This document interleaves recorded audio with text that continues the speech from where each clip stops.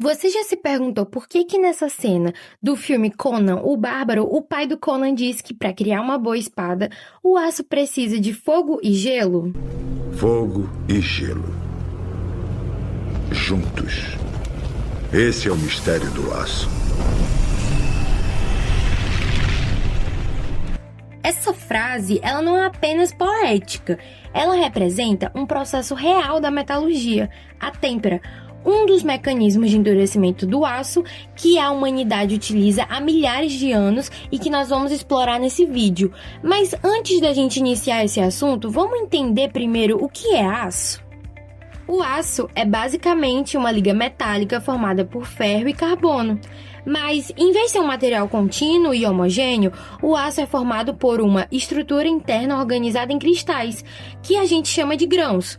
Dentro desses grãos, os átomos de ferro estão organizados em uma rede cristalina e os átomos de carbono ficam posicionados nos espaços entre os átomos de ferro, que a gente chama de intertício. A forma como esses átomos estão organizados e como eles interagem entre si determina várias propriedades, como a dureza, a resistência e a ductilidade. Além disso, o aço possui imperfeições internas, chamadas de discordâncias, que permitem que o material se deforme. Os processos de endurecimento do aço atuam justamente para dificultar o movimento dessas discordâncias, tornando o material mais resistente. Ou seja, quando falamos de endurecer o aço, não estamos apenas mudando sua aparência, mas sim alterando sua estrutura interna em escalas microscópicas. Desde a antiguidade, os ferreiros já sabiam que, mesmo sem entender muito bem a ciência por trás de aquecer o metal e resfriar rapidamente, tornava as armas e as ferramentas mais resistentes. Esse conhecimento empírico foi passado de geração em geração e evoluiu até se tornar a metalurgia moderna. Hoje sabemos que o endurecimento do aço ocorre por diferentes mecanismos e nesse vídeo vamos explorar 3 deles: a têmpera, o endurecimento por solução sólida e o endurecimento por deformação. Cada um desses processos atua de uma maneira diferente na estrutura do aço, permitindo controlar suas propriedades. Começando pela têmpera, esse processo consiste basicamente em aquecer o aço até uma temperatura suficientemente alta para que sua microestrutura se transforme em austenita. Nessa fase, o carbono fica dissolvido de forma mais homogênea na estrutura do ferro. Em seguida, o aço é resfriado rapidamente, normalmente em água, óleo ou ar, dependendo do tipo de aço que você queira produzir. Esse resfriamento brusco impede que os átomos de carbono se reorganizem na forma estável, formando uma estrutura chamada de martensita, que é muito mais dura e resistente. Do ponto de vista dos materiais, a têmpera aumenta bastante a dureza do aço, mas também gera tensões internas, tornando o material bem mais frágil.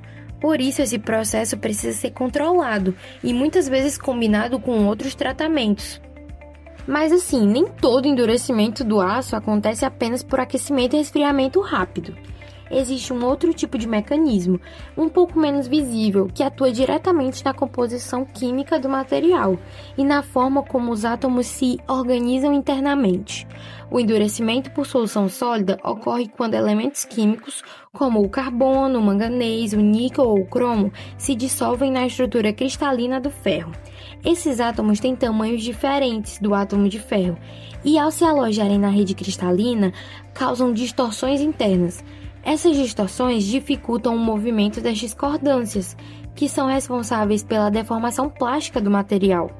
Com isso, o aço se torna bem mais resistente e mais duro também, sem a necessidade de um resfriamento rápido.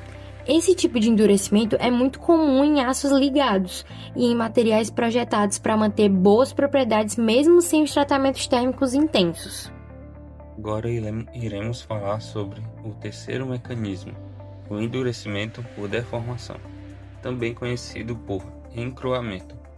Esse processo acontece quando o aço é submetido à deformação plástica, como em uma laminação, trefilação ou estampagem. Durante essa deformação, ocorre um aumento significativo no número das discordâncias dentro do material. Essas discordâncias passam a interagir entre si, dificultando novas deformações. O resultado é um aço mais duro e resistente, porém menos dúctil. ou seja, com a menor capacidade de deformação sem fratura. Esse mecanismo é amplamente utilizado na indústria para melhorar a resistência de chapas e fios metálicos. Em resumo, ao longo deste vídeo, aprendemos que o endurecimento do aço pode ocorrer por diferentes mecanismos.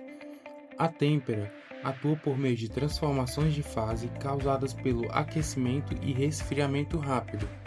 Já o endurecimento por solução sólida depende da presença de elementos químicos que distorcem a estrutura cristalina. E por fim, o endurecimento por deformação ocorre devido à deformação mecânica e ao aumento das discordâncias. E concluindo, esses processos eles mostram como o controle da estrutura interna do aço permite adaptar o material para diferentes aplicações, desde espadas antigas até componentes modernos da engenharia.